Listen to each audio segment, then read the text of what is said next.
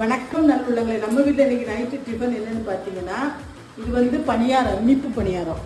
இது வந்து இன்னைக்கு ரவை தோசை கொடுக்குறேன். இன்னைக்கு ரவை தோசை, சாம்பார், தக்காளி சட்னி. அதனால ஊற வச்சிருக்கேன் எல்லாத்தையும். இப்போ வாங்க.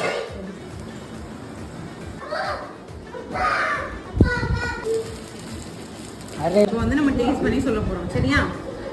நல்லா சுட சுட சூப்பரா இருக்கு, நல்லா ஸ்டிஃபாவும் இருக்கு. இல்லைன்னா யூஸ்வலா உள்ள போயிடும், ஆனா இது நல்லா ஸ்டிஃபா வந்துருக்கு. அரிசி மாவு கொஞ்சம் அரிசி மாவு, இட்லி மாவு நல்லா மொறு மொறுன்னு சூப்பரா இருக்கு.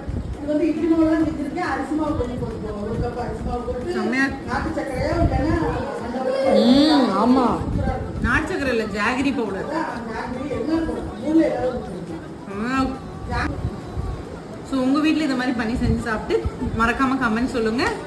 எங்க மேகலின் ரேண்டம் தாட்ஸ் லைக் பண்ணுங்க, ஷேர் பண்ணுங்க, சப்ஸ்கிரைப் பண்ணுங்க. உங்களோட ஆதரவு எங்களுக்கு என்னைக்கும் வேணும். பாய்.